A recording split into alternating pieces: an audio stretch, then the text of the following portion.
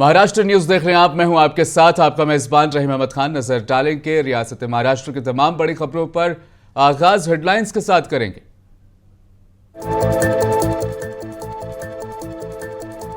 रियासती वजीर धनंजय मुंडे की मुश्किलात में इजाफा। समाजी कारकुन अंजलि दमानिया ने महकमा ज़राअत में 88 करोड़ रुपए के गबन का लगाया इल्जाम।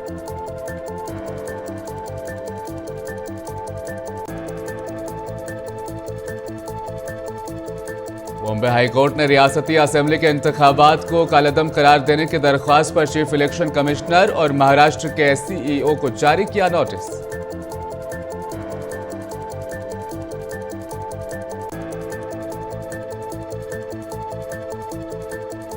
बिरहन मुंबई म्युनिसिपल कॉरपोरेशन ने 74,427 करोड़ रुपए का पेश किया बजट। तरक्याती मंसूबों के लिए 43,000 करोड़ रुपए मुख्तस।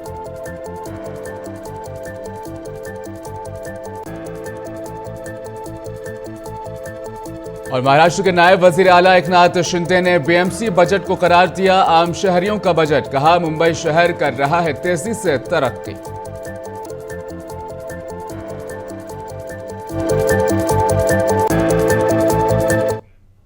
आगाज रियासत की बड़ी खबर के साथ करेंगे। महाराष्ट्र हुकूमत के वजीर धनंजय मुंडे की मुश्किलात में अब इजाफा होता दिखाई दे रहा है। बीड जिले में सरपंच के कत्ल के मामले में धनंजय मुंडे पर नए इल्जामात लगाए गए हैं, जिन्हें निशाना बनाया जा रहा है। दरअसल समाजी कारकुन अंजलि दमानिया ने इल्जाम लगाया है कि पिछली महायुति हुकूमत में महकमा ज़राअत में 88 करोड़ रुपए का घोटाला हुआ था और इस वक्त धनंजय मुंडे वजीर ज़राअत थे। अंजलि दमानिया ने इल्जाम लगाया कि पिछली महायुति हुकूमत में बराह रास्त फायदे की मुंतकिली के तहत रियासत के किसानों के बैंक खातों में बराह रास्त रकम भेजने के बजाय आलात और खादें ज्यादा कीमतों पर खरीद कर किसानों को दी गई, जिसमें करोड़ों रुपए का घोटाला किया गया। वाज़ेह रहे कि बीड के सरपंच संतोष देशमुख कत्ल केस में भी धनंजय मुंडे के खिलाफ शिकंजा कसता जा रहा है। धनंजय मुंडे ये कृषि मंत्री थे महाराष्ट्र के, और वो नवंबर 24 तक, माने जुलाई 23 से लेकर नवंबर 24 तक वो कृषि मंत्री थे। इस दौरान उन्होंने सारे के सारे जो हम कहते हैं रूल्स रेगुलेशंस सबको ठुकराकर उन्हीं के लोगों के थ्रू एक बहुत बड़ा भ्रष्टाचार किया है।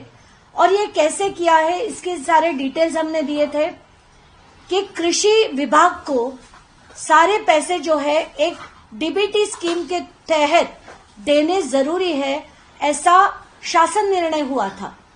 2016 में डीबीटी थ्रू पैसे देने चाहिए, ऐसे डायरेक्टिव्स निकले थे केंद्र सरकार से।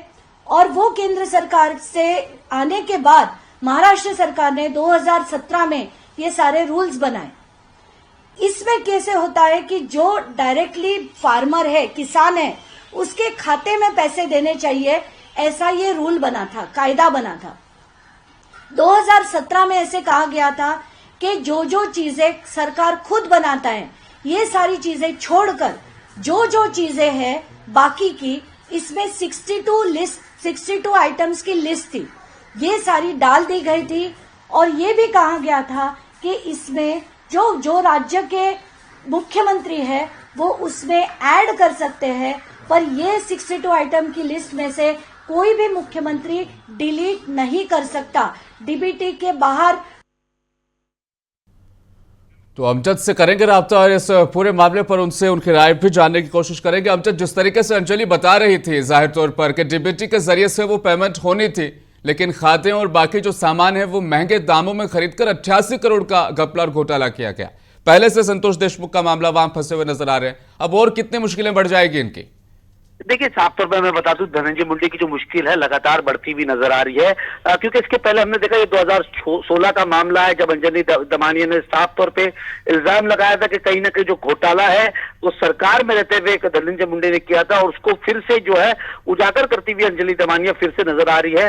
क्योंकि हम ये देख रहे हैं कि जो पहले ये देखा गया था कि जब मुंडे जी जीते थे तो कहीं ना कहीं शरद पवार की एनसीपी में थे, उसके बाद उन्होंने पाला बदलने के बाद वो अजित पवार की एनसीपी में जो जो है वो शामिल होगा, क्योंकि उनको ये लग रहा था कि उनके ऊपर जो जांच है वो लगातार गिरती हुई नजर आ रही थी। क्योंकि कहा जाता है ना कि बीजेपी में जो जाता है, बीजेपी की सत्ता के साथ जो जुड़ता है वो वॉशिंग मशीन की तरह धुल जाता है। तो कहीं ना कहीं धनंजय मुंडे ने भी वही काम करते हुए नजर आए। उन्होंने शरद पवार के एनसीपी में थे, उसके बाद उन्होंने देखा कि उनके ऊपर जो है गांठ जो है वो गिर सकती है। 88 करोड़ का जो मामला है उसके अंदर जो है वो जांच बैठ सकती है। तो उसको लेके कहीं ना कहीं वो अजित पवार देखिए अमजद, अंजलि दमानिया पीछा नहीं छोड़ती है। पूरे जो मतलब सियासी करियर वो स्पॉइल जब तक ना हो तब तक अंजलि दमानिया पीछा नहीं छोड़ती है जाहिर तौर पर। ऐसे में जिस तरीके से वो बात कर रही है, अगर जांच होती है सही तरीके से तो फिर तो कटघरे में खड़े नजर आएंगे मुंडे। जी बिल्कुल, अगर बात कर ले, अंजलि दमानिया एक ऐसी सोशल वर्कर है, वो आम आदमी पार्टी से भी जुड़ी रही, और वो कहीं ना कहीं जब किसी सरकार के ऊपर, किसी के ऊपर भ्रष्टाचार का आरोप लगाती है तो वो आरोप को कहीं ना कहीं सिद्ध करती हुई नजर आती है। क्योंकि इसके पहले भी हमने देखा अंजलि दमानिया बहुत से लोगों का जो कैरियर है वो कहीं ना कहीं खत्म करती हुई नजर आई। क्योंकि अंजलि दमानिया ये जानती है कि अगर वो यहाँ से अगर सरकार की तरफ से राहत नहीं मिलती है तो वो कोर्ट का रुख कहीं ना कहीं वो जरूर इस्तेमाल करेगी, क्योंकि उनके पास जो एविडेंस होते हैं वो तमाम तरीके के पुख्ता एविडेंस के साथ ही अंजलि दमानिया जो है वो बात करती हुई नजर आती है। और अगर आने वाले वक्त में अगर सरकार की तरफ से जांच नहीं होती है तो कहीं ना कहीं अंजलि दमानिया जो है वो कोर्ट जरूर जाएंगी, और कहीं ना कहीं भ्रष्टाचार के जो आरोप जो लगाए उन्होंने उसको कहीं ना कहीं सिद्ध करती हुई जरूर नजर आएंगे। बहुत बहुत शुक्रिया अमजद, मजीद मालूमात हमारे साथ शेयर करने के लिए। अंजलि दमानिया अब धनंजय मुंडे के ऊपर जिस तरह से इल्जाम आयद कर रही, वाकई मुश्किलें बढ़ सकते हैं। बढ़ते हैं खबरों में आगे। मुंबई म्युनिसिपल कॉर्पोरेशन बीएमसी आज माली साल 2025-26 के लिए अपना बजट पेश कर चुकी है। बीएमसी के बजट के लिए 74,427 करोड़ रुपए मुख्तस किए गए। ये रकम पिछले साल के मुकाबले में 14,000 करोड़ रुपए ज्यादा है और नुमाया इजाफे के साथ ही अक्कासी करता है। साल के लिए तखमीना आमदनी 43,159 करोड़ रुपए है और बजट में तकरीबन 60.65 करोड़ रुपए के सरप्लस का मंसूबा है। आइंदा माली साल के लिए प्रॉपर्टी टैक्स की आमदनी 5,200 करोड़ रुपए मुतवक्का है, जो म्युनिसिपल फंडिंग का एक अहम जरिया है। As far as FD is concerned, I saw it coming. Right now, as of end of January, we have 82,854 crore of FDs. So this marginal change in terms of addition or in terms of reduction goes down as per the cash flow of Mahapalika is concerned. 31st March last year, it was 82,737 crores. Now it is 82,854 crores. So these are just figures, but our submission is that FDs of course is an important indicator, but not necessarily adequate indicator as far as Maharashtra के नायब वजीर आला एकनाथ शिंदे का कहना है कि BMC का budget आम शहरियों के लिए है। ये 74,427 करोड़ रुपए का बजट है। शिंदे ने कहा कि मुंबई शहर तेजी से तरक्की कर रहा है। कोई भी टैक्स में बढ़ोतरी, करवाड़, दरवाड़, कोई भी भुर्दंड, कोई भी शुल्क बढ़ाने का काम नहीं करते हुए ये बजट जो है सर्वसामान्य नागरिक के लिए लोकाभिमुख है। 74,427 करोड़ का ये बजट है और ये बजट 9,000 करोड़ से ज्यादा है। पिछले बजट से 14.19% ये बढ़ोतरी है। ये बहुत अच्छी बात है, ये अच्छे साइन है और इसलिए मुंबई बड़े तेजी से डेवलप हो रही है। यहाँ पर विद्यार्थी है, मुंबईकर है, गरीब है, कष्टकरी है, महिलाएं हैं, उद्योजक है, आरोग्य सुविधा है, शिक्षा की सुविधा है, ये सभी और इंफ्रास्ट्रक्चर इस पे काम किया है। तो वहीं महाराष्ट्र की महायुति हुकूमत में इख्तलाफात की खबरें अब सामने आ रही है। नायब वजीर आला एकनाथ शिंदे ने वजीर आला देवेंद्र फडणवीस की तरफ से बुलाई गई मीटिंग में शिरकत नहीं की। शिंदे अहम प्रोजेक्टों पर बातचीत के लिए फडणवीस की तरफ से बुलाई गई मीटिंग के लिए मौजूद नहीं थे, जिनमें उनके हाउसिंग डिपार्टमेंट मौजूद शामिल था। शिंदे की नुमाइंदगी शिवसेना के वजीर मुमलिकत कदम ने की है। आपको बता दें कि गुज़श्ता हफ्ते भी शिंदे काबीना की मीटिंग से गैरहाजिर रहे थे। देवेंद्र फडणवीस की मीटिंगों में शिंदे के शिरकत न करने पर कयासाराइयों का बाजार गर्म है कि वजीर आला और शिंदे के दरमियान सब कुछ ठीक नहीं है। ये खींचातानी तो पहले से दिख रही है। जिस वक्त सीएमशिप की बात थी तभी से, और ये तो गठबंधन है, महायुति है उनकी, जिसकी बहुत सारी बातें, उनका कर्तव्य क्या है महाराष्ट्र के लोगों के प्रति, वो उनका दायित्व उन्होंने निभाना चाहिए। जहाँ के हमको ये सब पता चलता है लोगों को कि भाई इतना बहुमत मिलने के बाद भी कुर्सी को लेके टक्कर है। बॉम्बे हाईकोर्ट ने रियासती असेंबली के इंतखाबात को कलितम करार देने की दरख्वास्त पर चीफ इलेक्शन कमिश्नर और महाराष्ट्र के चीफ इलेक्टोरल ऑफिसर को नोटिस जारी किया है। नॉर्थ ईस्ट लोकसभा हल्के और खरौली असेंबली हल्के से ताल्लुक रखने वाले एक वोटर चेतन आहिर ने की तरफ से दायर दरख्वास्त में वोटिंग में बेजाब्तगियों पर तशवीश का इजहार किया गया। आहिर की दरख्वास्त में इल्जाम लगाया गया कि पोलिंग के दिन शाम 6 बजे के बाद तकरीबन 75 लाख वोट डाले गए। इस हकीकत को खुद इलेक्शन कमीशन ने तस्लीम किया है।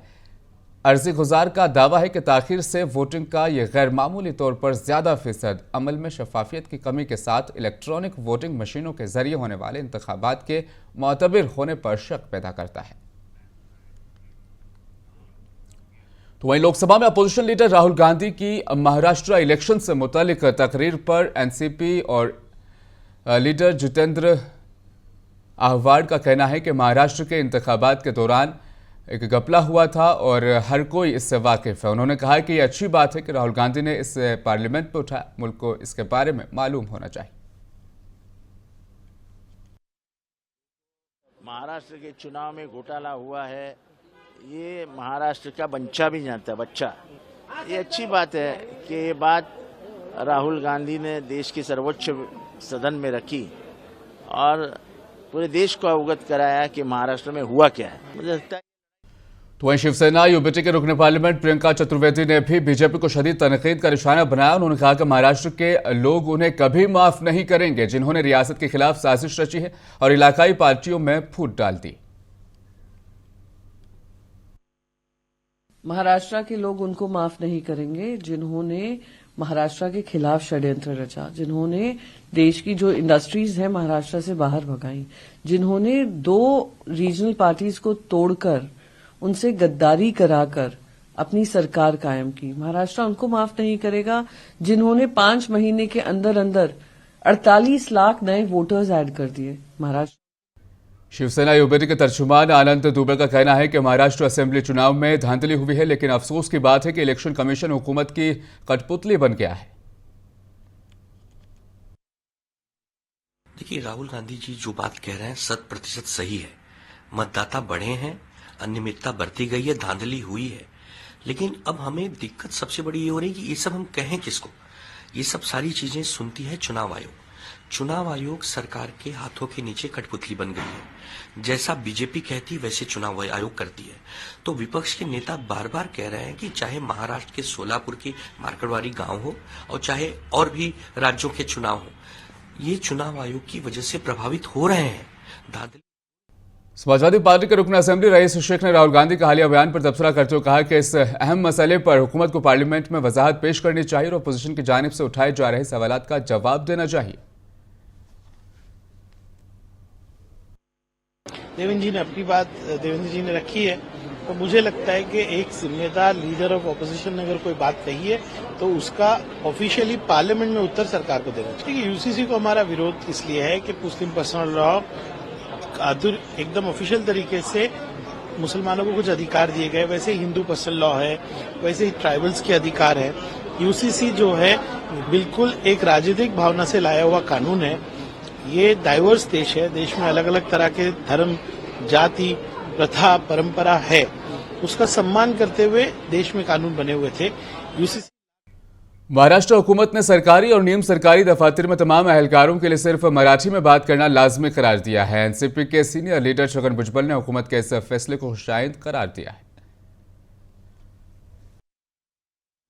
हाँ, तो यहाँ से कहा जाइए कि हमारे लोग जो है वो तेलंगाना में गए हैं, वो चेन्नई में गए हैं। आप जाइए देखिए, तो सोना चांदी का जो व्यापार भी करते हैं वहाँ की भाषा बोलते हैं, तो सीखना भी चाहिए ना। गुजरात में गए हमारे लोग, बड़ौदा में गए और जगह गए हैं, तो हम उनकी भाषा उन्होंने सीख ली है, तो क्या गलती क्या है? अगर हम लोग हिंदी भाषा सीखते हैं बात करते हैं, तो उन लोगों को भी चाहिए कि थोड़ा सा जो है मराठी की तरफ ध्यान देकर मराठी भाषा सीखने की कोशिश करें। अच्छी भाषा है। महाराष्ट्र में जीबीएस वायरस के 5 नए केस रिपोर्ट हुए हैं। एक सेहत के एहलकार ने बताया कि पुणे में मजीद 5 अफराद बीमारी का शिकार हुए हैं। रियासत में तस्दीक शुदा केसेस की तादाद 127 से 163 मुश्तबा केसेस हैं। अहदेदारों ने बताया कि 163 मरीजों में से अब तक 47 को फारिग कर दिया है। 47 आईसीयू में और 21 वेंटिलेटर पर थे।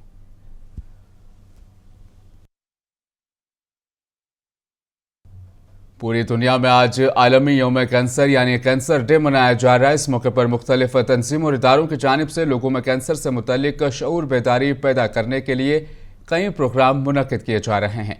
इसके अलावा कैंसर के माहिर डॉक्टरों ने भी अवाम से मुज़ी मर्ज से होशियार रहने और इससे बचने की तदाबीरें बताई हैं।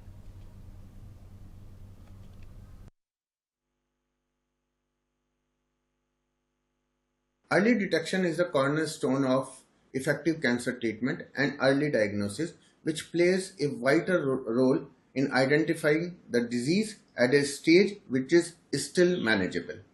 Unfortunately, many patients used to delay or skip diagnostic tests due to the high cost and limited access to the advanced diagnostic facility.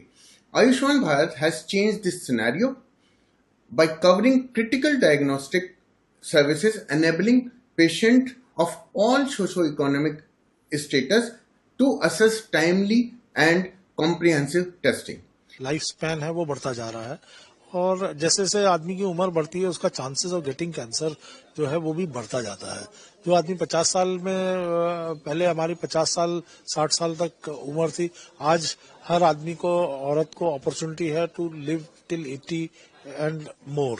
सो जब वो 60 to 80, 85 का जो पीरियड है उसमें कैंसर जो सेल्स हैं वो चेंज हो जाते हैं, उनमें कुछ चेंजेस आते हैं, उनकी एजिंग हो जाती है और उससे कुछ म्यूटेशंस हो जाते हैं, जेनेटिक मटेरियल चेंज हो जाता है, उससे सेल जो है वो कैंसर के लिए। फिल्मी दुनिया से जुड़ी शख्सियात जो कैंसर से मुतासिर रही हैं, उन्होंने भी इस मौके पर अपने तजुर्बात शेयर किए। ताहिरा कश्यप, सोनाली बेंद्रे, हिना खान ने कैंसर से अपनी लड़ाई का तज़किरा किया है। वहीं इमरान हाशमी ने भी अपने बेटे के हवाले से तजुर्बात साझा किए। Today on World Cancer Day, I want to talk about a harsh reality. Cancer affects millions of lives every year, and late detection often makes treatment a daunting challenge. Early detection is crucial in the fight against cancer, but for many, access to quality healthcare has been a significant barrier. That's why initiatives like Ayushman Bharat are game changers. By providing accessible and affordable healthcare, countless families can now seek timely cancer treatment and, crucially important, early detection. The impact is real.